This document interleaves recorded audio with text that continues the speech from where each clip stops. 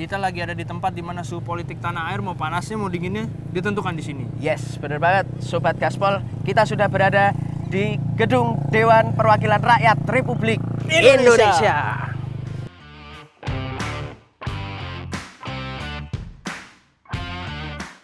This is a hidden gem, pokoknya tempat yang bikin nyaman, tentram, tenang, itu ada di sini.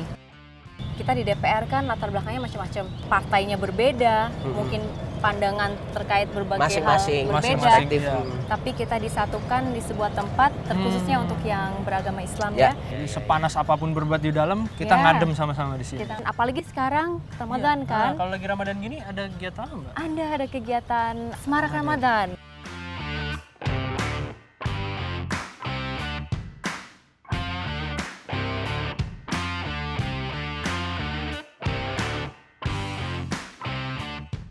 Kita lagi bahas RUU Energi Baru dan Energi Terbarukan. Tapi memang lagi dibahas juga itu, Mbak. lagi dibahas dan ternyata complicated sekali. Mbak Roro nih bikin publik kaget ketika minta Gitu ya. Komisi 7 Dibubarin. Dibubarin waktu itu. Itu sebenarnya kenapa Iya, tuh, Mbak? waktu itu kita kehilangan Kementerian Lingkungan Hidup dan Kehutanan. Ya. Saya secara pribadi sempat agak marah sih Ya. gitu karena saya tuh kan memang passionnya itu di bidang sustainability Ya. kan. Karena ketika berbicara mengenai ketahanan energi, berbicara mengenai hal-hal seperti itu tidak lepas dengan faktor lingkungannya hidupnya gitu, ya. lingkungan hidupnya. Gimana? Misalnya bahas tentang tambang lah, Ya. pasca tambangnya gimana? Pasti di KLHK. Makanya tadi soal keberanian itu menarik. Tahun Iya, yang lalu kudu ya. berani Mas, Kudu berani. Anak muda gitu masuk. Iya. Pasti ada nggak sih Mbak anggapan-anggapan? Iya. Sopo ini? Iya, siapa nih anak muda ini? Duduk di kursi DPR itu bukan hanya kita sebagai secara individu, Ya. tapi kita mewakili ribuan masyarakat di belakang kita gitu. Oke. Ratusan ribu masyarakat, puluhan ribu dan lain sebagainya.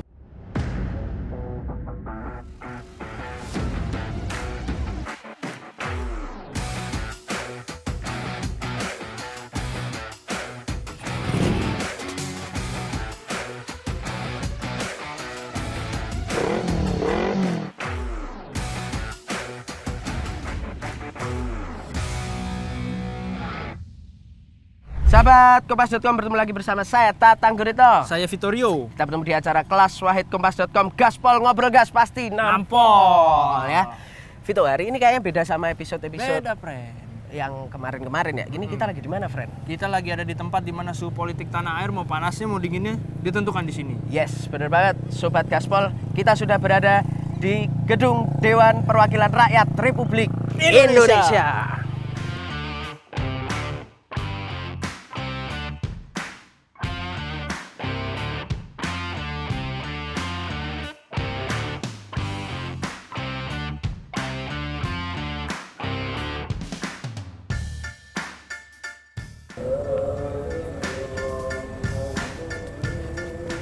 Dar. Tuh. Apa? Ini nggak nyasar kan kita kan? Ini di mana nih hijau-hijau Kagak, gini nih? friend. Ini Taman Baitur Rahman ini DPR dekat masjid. Oh, ada tempat begini ya di DPR ya? Ente gimana liputan sini udah lama baru tahu? Aku biasanya ke kura-kura, ke ruangan komisi-komisi yang panas, debat-debat gitu. Jadi nggak tahu yang adem-adem begini. Tahu gue kayak begini nih, gue biasa parkiran langsung aja kerja kan. Harus ke sini biar Iya. tahu DPR juga bisa adem, friend. Wah, menarik sih. Enak Tapi kita kulik-kulik ke sini ya. enak kulik dan kita kayaknya udah janjian juga biar kita nggak nyasar lagi, friend. Sama Dan siapa? kayaknya emang ada tempat-tempat di DPR ini yang Hidden gem. hidden gem, Asik. ya hidden gem yang jarang tersorot oleh kamera. Nah ini Ini kita kulik sekarang nih. ya, dan kita ditemenin friend sama salah satu anggota DPR nih. Ini udah cantik, masih muda, Waduh, kritis, mantap. pinter, lucu ya. Pokoknya ini salah satu anggota dewan perempuan yang cukup Mentereng. montereng, kelihatan lah di skena perpolitikan tanah air. Let's go lah, biar nggak nyasar juga kan kita. Biar nggak nyasar ya, kita langsung datengin Ayo. aja. Yuk. Mana tang ini tang? Lu tungguin, ini kita janjian nih sama salah satu anggota dewan yang tadi gua omongin nih. Ada di dalam deh. Ada di dalam. Nih, makanya lu sabar, friend. Iya. Nah, nih, ajakin lu. Nah, itu Oh, tuh. itu tuh. Hai guys, apa kabar? Gimana, Mbak? Sehat, Mbak? Baik, Tetep sehat. Cantik ya dimanapun berada ya. Thank you. Mbak Roro. Halo. Gimana, Mbak Roro? Apa kabar? Mbak, ini Gimana? Ramadan ini ternyata Kan aku kan liputan di sini juga nih di DPR. Oke. Terus Jadwal rapatnya DPR tuh aku kira bakal makin senggang. tapi Terus tetap kan padat. gaspol terus ya setiap hari ya. Gaspol terus. Ya. Gimana sih Mbak itu sekarang kalau Mbak Roron kan bisa dijelasin nggak ini tuh di ruangan dia dari tadi kepo Mbak. Boleh. Kayak diajak nyasar tadi. Oh gitu ya. Tapi semoga udah lebih clear ya di sini. Kita lebih berada clear di itu Komisi 7. Setuju. Komisi 7 DPR RI. Jadi Komisi 7 ini bidangnya energi, riset inovasi, dan industri. Jadi kadang-kadang kedua disiplin ini dilupakan oleh masyarakat karena selalu yang di stressing itu energi. Padahal ada sektor industri, ada riset dan inovasi, dan mitra kerja kita. Nah biasanya kalau mitra kerja itu duduknya di sebelah situ. Oke, di sini depan. Sebelah di depan kita ini. Jadi mitra kerja kita ada Kementerian Perindustrian, Ya. ada Kementerian ESDM, ada Badan Riset Inovasi Nasional, Brin. BRIN betul. Terus juga BUMN di bidang energi. Oke. Jadi ada Pertamina, PLN, salah satunya PGN.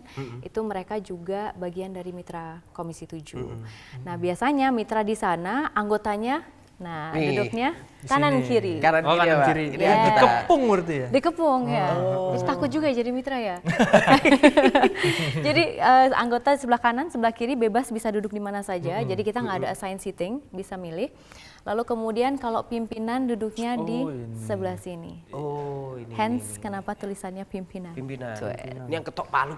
Ini Di sini. palunya nih. Palunya ada di situ, ya. Oke. Kursi sakral. Tapi Kursi emang ini sangat Mbak, sakral. nggak bisa Gimana? kayak tiap datang gitu kayak tempatnya Mbak Roro nih di sebelah sini gitu nggak ya? Mungkin lama-kelamaan orang juga mulai hafal ya. Apalagi kalau kita tendensinya masuk ke ruang komisi, duduknya ya di situ-situ aja. Oh, tiap hari. Jadi misalnya setiap hari duduknya di situ, ya udah orang juga mulai terbiasa gitu dengan apa namanya tempat duduk siapa di mana Kayak dulu zaman Kayak di kita sekolah ya. Iya. Zaman sekolah kan, Bu, si ini pindah-pindah, Bu. Nah, itu di Oh, situ. kalau di sini nggak bisa kayak gitu. Tapi udah kayak jangan tempatnya Mbak Roro tuh biasa di situ. Pasti udah gitu-gitu ya. Mungkin ya, Mungkin ya. dibatin gitu Pak. jangan salah duduk ke situ. Ojo nang kene Ya, gitu. jangan gitu. Asal jangan ditengahin. Iya, tadi, salah. Ini Oh mitra. ya jangan ya, beda tempat. Beda Kita tempat. wakil rakyat, jadi kita di sini kanan kiri. Mbak, tapi Komisi 7 itu sekarang lagi concern apa sih Mbak yang lagi dibahas? Isu sekarang yang Isu sekarang. lagi Ya. hot gitu. Jadi intinya kalau kita berbicara mengenai energi itu kebutuhan kita setiap hari. Energi tidak lepas dengan bagaimana ketersediaan BBM nasional kita. Apalagi sekarang menjelang Lebaran. Jadi kita harus betul-betul mempersiapkan mitra kerja harus kita awasi gitu ya, kita pantau terus agar stok BBM kita aman nih di seluruh Indonesia loh. Jadi kita mikirin dari Sabang hingga Merauke.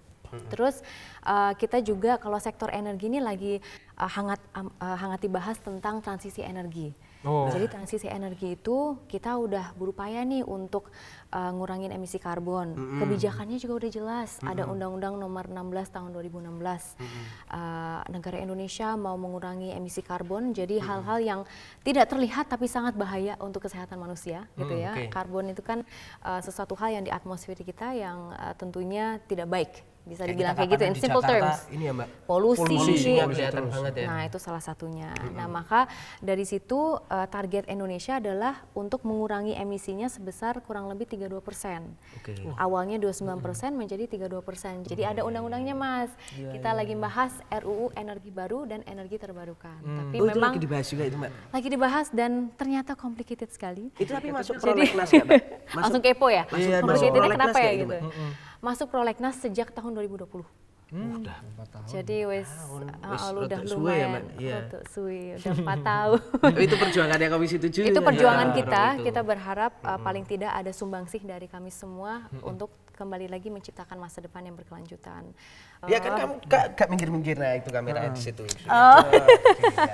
Nah Mbak, ini juga yang Yes, menarik. siap. Kalau biasanya nih Mbak, mohon maaf nih, ini kan bulan Ramadan itu kan Ramadan, ya. kadang ngantuk Mbak kalau rapat. Ngantuk. Gitu, Mbak, nggak usah. Suka ngantuk kayaknya anggota ya. dewannya kalau kita liputan biasanya dari atas Di itu kan, Mbak. atas, oke. Suka ngantuk ya Mbak, tapi ya Mbak Roro tak lihat-lihat jarang Jreng kelihatan Aman ya, ngantuk gitu tuh loh Mbak. Jreng terus. Walaupun kalau ngantuk paling nanti langsung kita Ya udah videoin siap langsung kamera semua nanti itu. tidur gitu, tapi nggak pernah. Alhamdulillah. Gimana Mbak caranya itu biar nggak ngantuk? Kalau Gimana Ramadan caranya? rapatnya puyeng banget, banyak yang dibahas. Iya sih, maksudnya apa ya? Karena yang kita bahas itu memang butuh full concentration banget sih. Jadi kalau misalnya kita ini dikit itu jadi kayak nggak bisa mengikuti alur dari pembahasan. Jadi skip ya. Iya, jadi nanti ke skip mana? ya kan, ke pause terus nanti play lagi bingung dong. Oke. Nah, gimana Kita toh? kayaknya agak pegel ya. Pegel ya? Pegel, Karena agak pegel. karena nggak gerak. Karena nggak gerak. Mungkin butuh Oke. pergerakan sedikit ya. Oke, kita mau gerak kemana? Karena tadi Vito tuh juga ini Mbak, menganggapnya kalau ke DPR tuh pasti ini ya ruangan-ruangan kan panas dalam tanda kutip ya, debat, mengawal, gontok-gontokan. Betul. Pengen cari suasana yang adem-adem. Nyari apa nih? Ada nggak sih Yang Mbak? adem. Ada hidden gem gitu di. Wih, Hidden gem.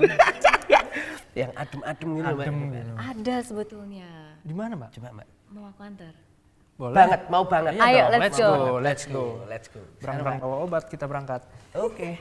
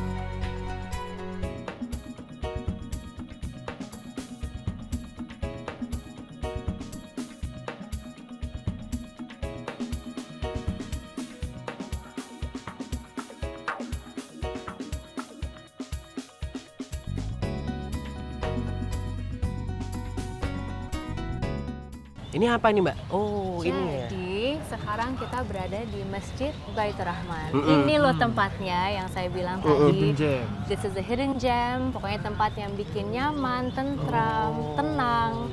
Itu ada di sini. Kalau dilihat-lihat arsitekturnya agak unik ya Mbak ini. Emang Kayak unik kelopak banget. bunga gitu. Jadi sebetulnya kalau dari atas itu seperti bunga, betul.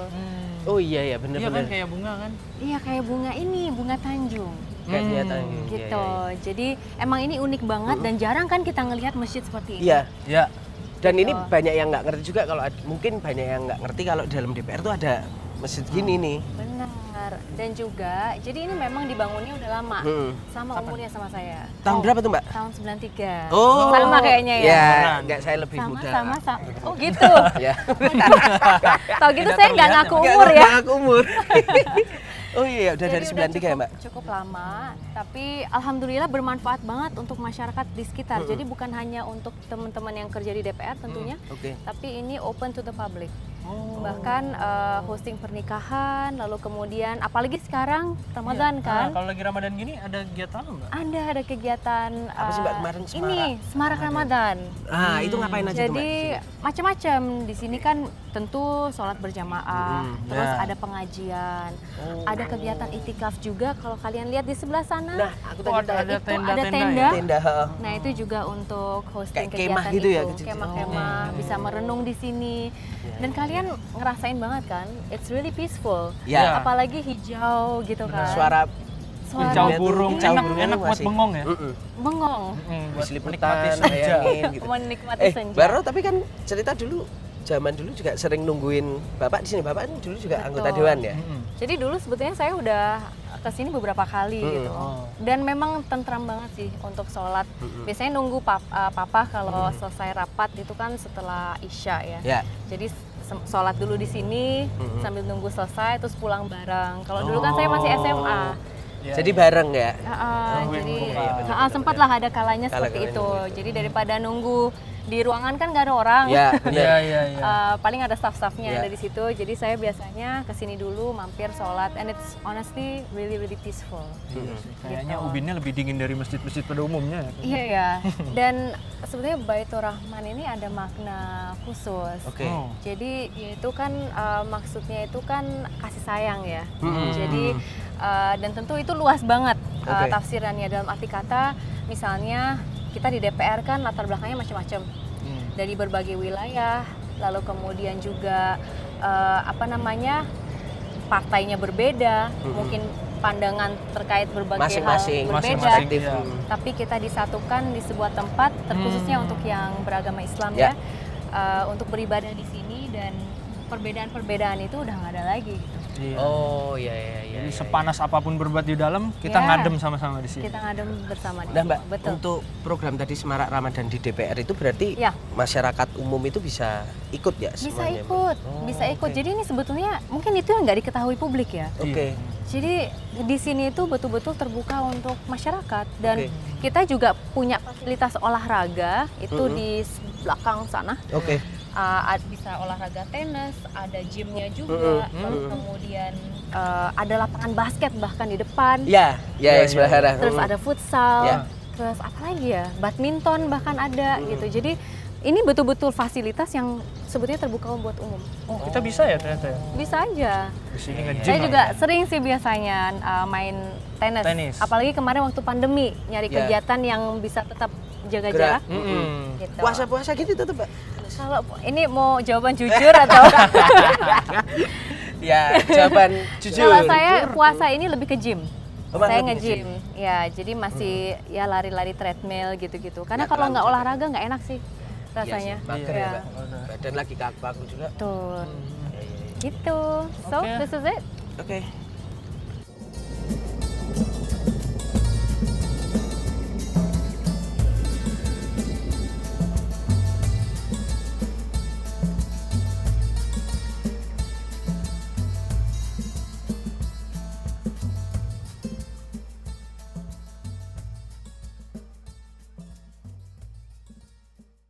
Dah, sahabat Timas.com, tadi kita udah diajak muter-muter nih sama Mbak Roro nih, Vito. Akhirnya udah tahu nih salah satu apa tadi lu bilang hidden gem-nya ya. Hidden gem-nya ternyata masjid dengan bunga Masjid Tanjung. Tunjang lah. Tanjung. Salah ente. Tunjang. Ya. Mau lebaran. Masjid Baitur Rahman ya ini ya. Nah, Mbak, sekarang kita udah duduk nih sambil ngabuburit nih, sambil nunggu jelang buka puasa. Kita pengen ngulik soal Mbak Roro nih. Vito, lu ada pertanyaan apa? Sebenarnya lebih ke heran kok di usia segini udah jadi anggota dewan sih, Mbak. Iya. Sebetulnya awalnya itu kenapa gitu dengan usia yang masih belia seperti Mas Tatang ini? waktu Wih, itu, saya lebih muda dari Mbak Roro. 2 tahun. Iya. 2 tahun sisanya. Sisanya. Itu gimana Mbak waktu itu awal mula kepikiran gue maju jadi anggota DPR dan apakah nggak terbayang sulitnya nanti berkompetisi sama caleg-caleg yang juga lebih senior mungkin? Jadi emang banyak banget yang selalu menanyakan itu ya, apalagi di usia yang sangat muda pasti profesinya banyak sekali gitu yang bisa kita pilih. Sorry Mbak, dulu maju 26 ya berarti? Dulu itu saya justru tahu kepilihnya tahun umur 25 tahun. 25. Oh 25 ya waktu Ya. 2019, oke. Jadi Terus, setelah Mbak? ulang tahun nggak lama kemudian baru dilantik. Oh, Jadi wah. usia 26 dilantiknya. Itu kado ulang tahun terindah itu kayaknya. Iya, alhamdulillah ya. Nah terus tuh Mbak? Di luar dari ekspektasi sebetulnya. Karena end of the day gini, jadi kenapa politik? Memang dari awal, saya kan latar belakangnya akademisi ya. Ya. Jadi saya dulu S1 di Manchester University, ngambil jurusan ekonomi sosiologi, lalu kemudian S2-nya di Imperial College London, waktu itu dapat beasiswa juga dari pemerintah, dari Kementerian Keuangan.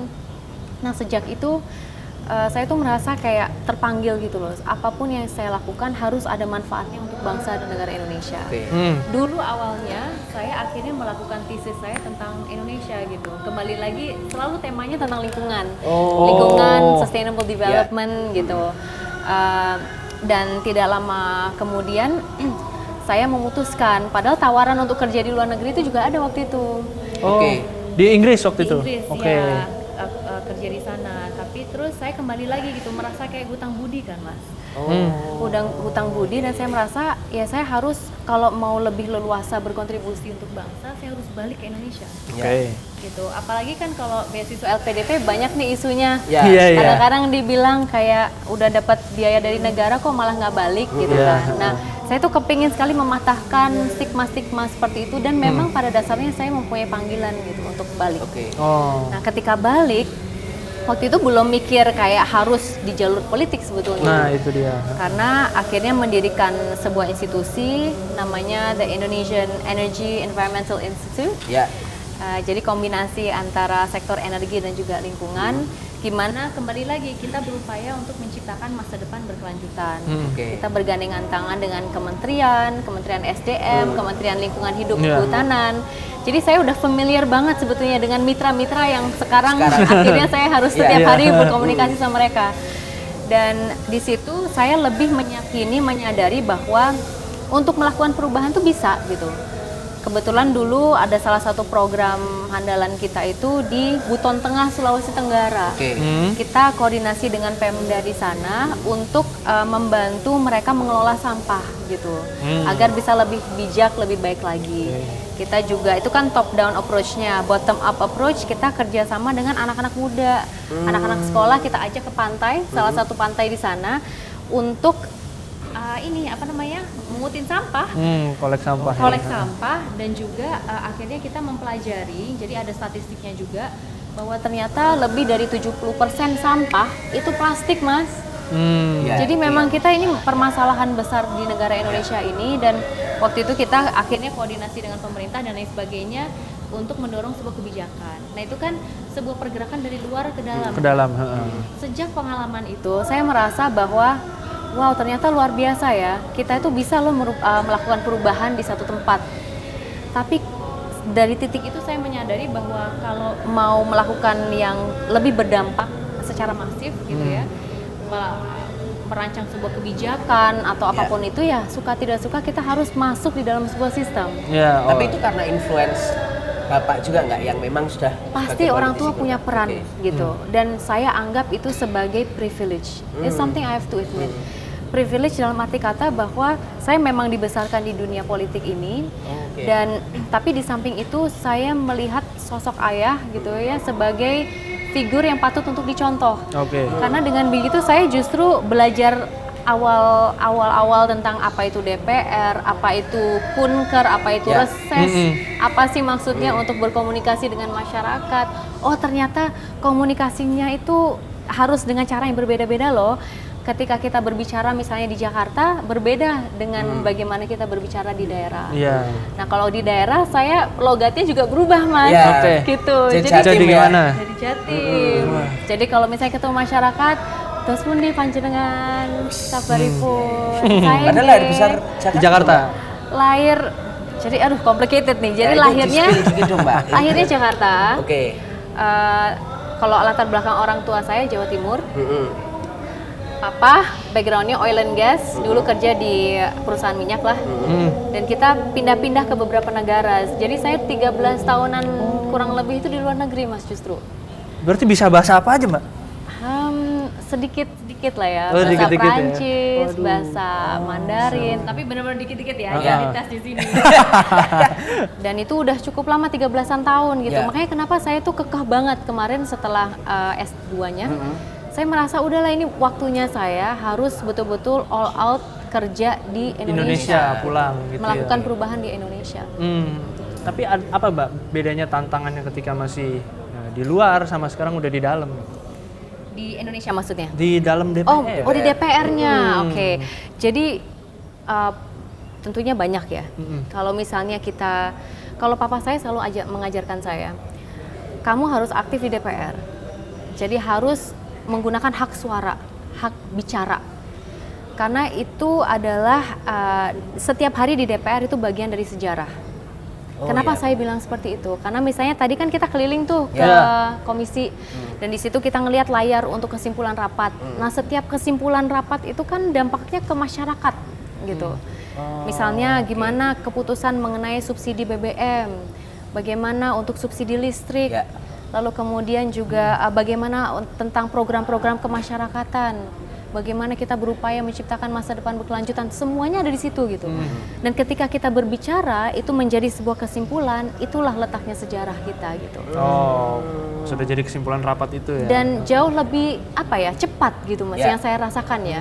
Di dalam sistem itu apa yang menurut kita harus kita lakukan, kita utarakan, kita sampaikan ke mitra kerja, ada sebuah kesepakatan, langsung menjadi sebuah kebijakan, ibaratkan gitu. Dan dicatat ya, Mbak, sama mitra misalnya tadi. Betul. Pertamina katakanlah. Dan mereka langsung action sebagai eksekutor kan. Gitu. Kalau DPR kan fungsinya pengawasan, legislasi, anggaran. Jadi anggaran-anggaran kementerian gimana nih? Misalnya katanya kita mau dorong lingkungan yang lebih baik lagi, kita mau mendorong transisi energi. Ya. Tapi kok anggarannya cuma segini nih untuk sektor misalnya energi baru terbarukan dan konservasi energi, kok porsinya lebih besar nih di sektor migas dan minerba, kan biasanya gitu. Iya, Nah benar, kita benar. berandil, maksudnya turut andil untuk menyatakan seharusnya seperti ini seperti gitu. Makanya tadi soal keberanian itu menarik karena berapa tahun Iya, yang lalu kudu ya. berani mas. Kudu berani. Oke. Mbak Roro nih bikin publik kaget ketika minta Gitu ya. Komisi 7 Dibubarin. dibubarin itu kan dibubarin kan waktu itu. Itu sebenarnya kenapa Iya, tuh Mbak? Apalagi benar. waktu itu kalau nggak salah ya, aku masih ingat di statementnya Mbak Roro itu adalah Ya. menyuarakan hati nurani isi pikiran beberapa teman-teman yang merasa karena waktu itu kan Ya. Kemendikbud Iya, jadi Geser sampai ya. kehilangan Ristek kan digabungin toh. ini apa mas? Waktu itu kita kehilangan Kementerian Lingkungan Hidup dan Kehutanan. Ya. Oh, jadi ke Komisi 4 Gak ya? Iya, Oh, ke iya, Komisi iya, 4. makanya ya. Jadi kita tuh sempat, saya secara pribadi sempat agak marah sih Ya. gitu karena saya tuh kan memang passionnya itu di bidang sustainability Ya. kan. Jadi sustainability itu gimana, apalagi Indonesia emas tahun 2045 gitu. Kita punya potensi sebagai salah satu ekonomi terbesar di dunia, nomor 5 gitu kan. Pertumbuhan ekonomi lebih dari 6% nih, bonus demografi dan lain-lain. Oke, economic growth-nya jalan. Lalu kemudian bagaimana dari segi sosialnya? Ya. Bagaimana kita memberdayakan masyarakat? Menciptakan apa ya, sumber daya manusia yang bisa berdaya saing nih, kontribusi terhadap pertumbuhan ekonominya. Tapi tanpa kita lupa dengan lingkungan hidup kita gitu. Kalau kita nggak jaga lingkungan kita, Iya. gimana kita bisa produktif? Gimana kita bisa sehat? Ya. Bayangin kalau setiap hari kita menghirup udara yang berpolusi. Ya. Polusi itu kan silent Iya, killer. iya. Kita nggak ngelihat tapi berbahaya Iya, untuk kita gitu kan. Jadi passion saya kan di situ waktu itu. Nah, begitu saya ngelihat, kebetulan Komisi 7 salah satu yang membuat saya tertarik adalah kemitraan itu. Jadi Kementerian Lingkungan Hidup dan Kehutanan. Ya. Karena ketika berbicara mengenai ketahanan energi, berbicara mengenai hal-hal seperti itu tidak lepas dengan faktor Lingkungan lingkungannya hidupnya gitu. ya. Lingkungannya gimana? Misalnya bahas tentang tambang lah, Ya. pasca tambangnya gimana? Ya. Pasti di KLHK. Iya, semuanya KLHK yang ngatur gitu. Misalnya tentang tadi mengurangi emisi karbon gitu. Monitoring prosesnya gimana? Ya. Kembali lagi lingkungan hidup gitu. Tanpa mitra itu kita nggak bisa lebih apa ya? Masif Ya. geraknya Ya. untuk memantau, memonitor. Nah, kemarin sempat gesekan terkait itu dan saya merasa ya saya harus menggunakan hak suara saya di paripurna. Paripurna. Memang kudu apa ya? Kudu wani. Iya. Harus berani, apalagi kita sebagai wakil rakyat harus menggunakan kesempatan yang kita dapat setiap hari untuk melakukan sesuatu, Mas. Ya. Makanya tadi kan dibilang aku nggak ngantuk, ya karena Iya. mungkin drive-nya gitu. Adrenalinnya wes. aku Iya. Harus ngawasi gas banget terus ini. nih jadinya. Harus ngegas terus kan gaspol toh. Gaspol. Iya. Itu udah lo cocok banget tuh gaspol itu. Iya kan? Ya, kita Oh, harus jadi host, gaspol Pak? setiap hari. Jadi host juga. Waduh. Janganlah Ya. teman-teman aja kali. Tukeran, Mbak, iya. Oh, karena itu awal mulanya karena itu makanya Betul. menyuarakan Iya, itu. iya, Tapi itu jadi challenge juga Mbak. Ketika misalnya waktu Challenge Mbak Roro besar ngomong sih. itu kan bahkan kita semua teman-teman di media aja jadi Ya. perhatian gitu. Di satu sisi mungkin juga ya kita tahu lah Mbak, anak muda gitu baru masuk. Iya. Pasti ada nggak sih Mbak anggapan-anggapan Iya. sopo iki orang Iya, baru siapa ini, nih masih anak muda ini? gitu kan. Iya, betul. Iya kan gitu. Bener-bener banget.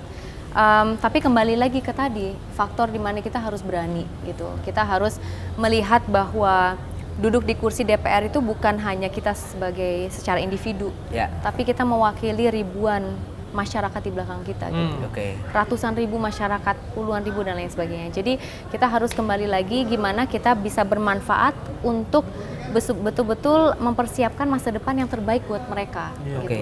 Saya tuh ini kembali lagi ke rapat paripurna ya. Saya oke. cukup aktif sebetulnya di rapat paripurna. Jadi ada kalanya juga di rapat paripurna pertama Ya. Pertama Di sebagai periode anggota dewan ini, nih. Ya.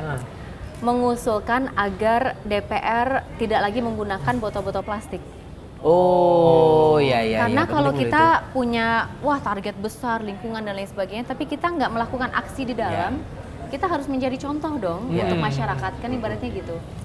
Nah itu salah satu momen di mana saya menyadari bahwa suara saya itu didengar gitu. Oke. Karena satu hari setelah rapat itu di komisi-komisi semua ruang rapat itu menggunakan botol yang dari gelas. Jadi kaca Kaca ya. kaca bening ya. Atau kalau nggak pakai tumbler kan Atau sebenarnya udah tumbler, bawa. ya, Iya, tumbler. bawa Lalu sendiri kemudian ya. ada apa sih teko ya? Yang Pitcher. Ya, Ya. gitu. Oke, Itu luar biasa loh.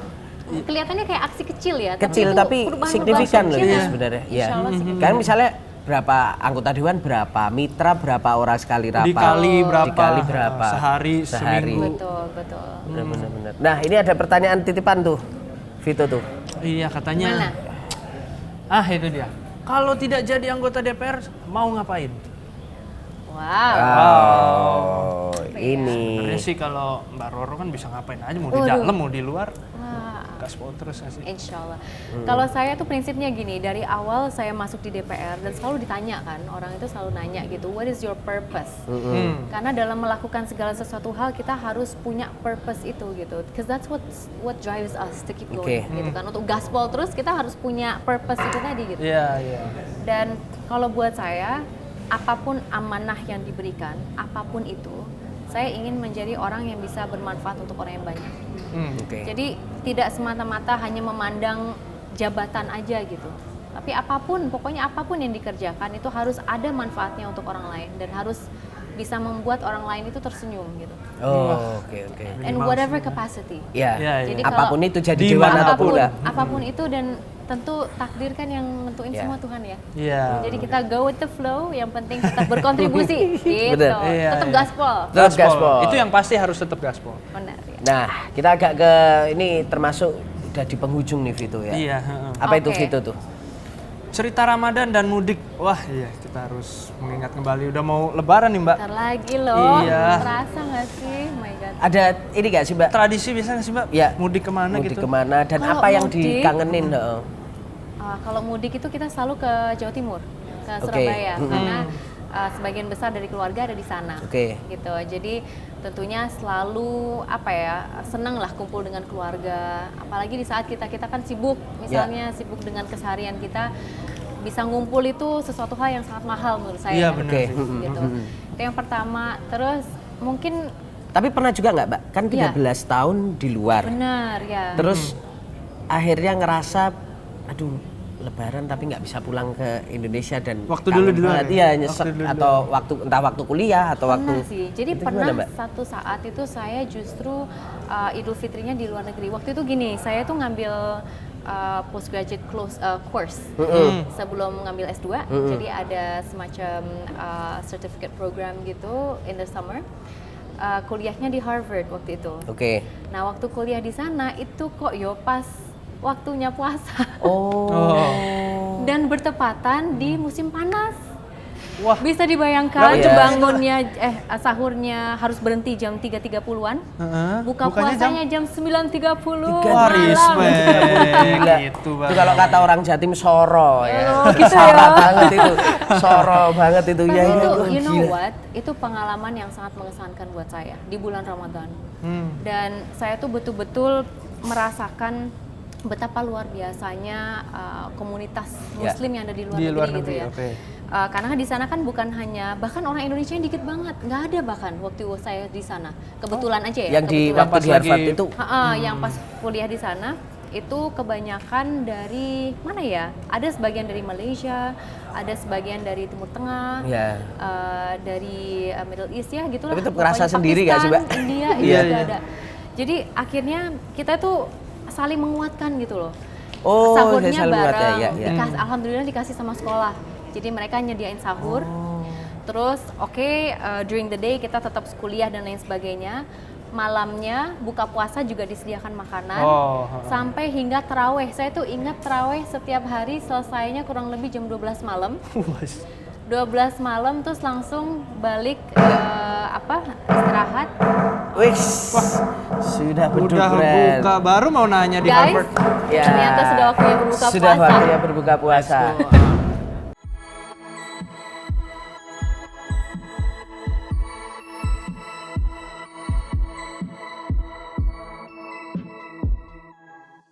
Nah, Mbak Roro ini Ya. menu berbukanya apa aja nih Mbak yang bisa kita Banyak dong tentunya. Jadi ini sedikit cerita ya.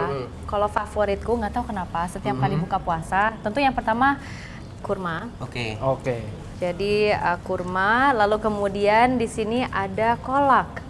Ya. Aku tuh Kolak. kemana-mana nggak tahu senangnya bukanya sama kolak. Berarti setelah kurma, kolak itu tuh awal dulu Iya, ya. iya Oke, awal. Biar nggak terlalu gitu. berat, Fred. Ya, benar. Dan kolak ini kan kayak seasonal ya. Dia Oke. tuh biasanya lebih sering ada ketika bulan puasa. Ya. Iya. Saya tuh mikir-mikir kayak biasanya kalau di luar dari bulan puasa kayaknya nggak makan kolak deh Iya, saya. tukang kolak ngapain ya kalau lagi nggak Iya puasa? loh. Tukang kolak Buka Jadi, apa ya dia? Makanya, so this is a must kalau buat aku. Terus ini variatif aja lah kalau Ya. misalnya mau ini juga. Kalau nggak ada boleh, juga nggak puding, apa-apa ya. puding. Kalau nggak ada nggak apa-apa. And then tentu jajan-jajan seperti ini. Nah kalau misalnya makanan beratnya, Oke. biasanya break dulu. Jadi break ya berapa menit, sholat dan lain sebagainya. Terus lanjut kita makan Berat berat. langsung. Biasanya kasih jeda berapa lama, Mbak? Ya Enak ya? tergantung loh sebetulnya ya.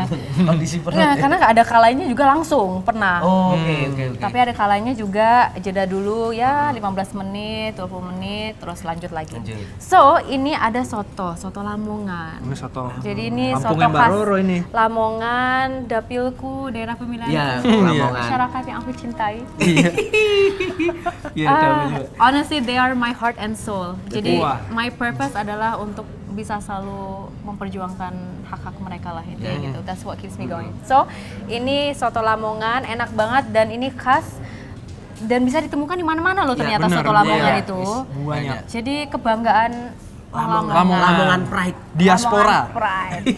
Nah, di Nah, itu sini pasti rawon. ada opsi lain bisa rawon. Nah, Oke. Nah, Oke. di Jawa Timur, Surabaya, rawon juga banyak. Katanya Rawon kalau di mana-mana sih. orang Jatim itu belum makan rawon tuh nggak smile, Mbak. Dia. Nggak smile, makanya kita Nggak smile. belum makan soalnya. Belum Jadi iya, jadi masih agak cemberut. Masih agak cemberut. Mungkin bisa langsung gas. kita harus gaspol. Kita harus Kita gaspol. harus Ya. Baru Yuk. terima kasih banyak buat Terima kasih Terima banyak. kasih Thank you atas so ngabuburitnya. much. ngabuburit ya Terima tadi udah kasih udah datang. ditemani dan juga teman-teman sahabat kumas.com ini kan nanti Iya, ketika gimana? tayang teman-teman juga mungkin lagi mudik, Oh iya betul. lagi mudik dalam perjalanan mudik kita pokoknya juga mengucapkan semoga sampai kampung halaman Dengan selamat. Gitu ya. Hati-hati di jalan. Yes. Pokoknya nggak usah ngebut-ngebut. Yang penting sampai di tujuan. sampai di tujuan. Kita juga mengucapkan selamat Hari Raya Idul Selamat Hari Fitri. Raya Idul Fitri.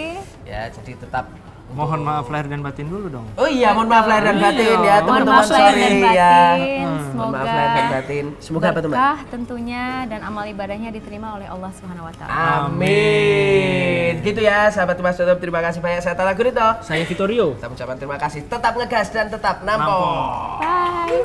Kita makan dulu.